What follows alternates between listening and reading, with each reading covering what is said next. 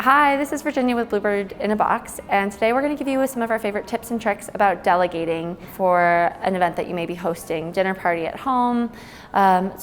We strongly suggest delegating. In part, people love being told what to do. They love when they are participating as opposed to not helping out and just actually receiving. People love gifting, love being a part of things.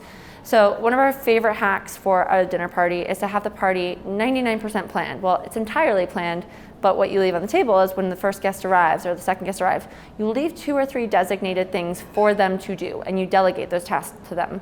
Some of our favorite tasks to delegate to those first few guests: lighting the candles on the table. Maybe it's pouring water in the water glasses on the table, opening a couple bottles of wine.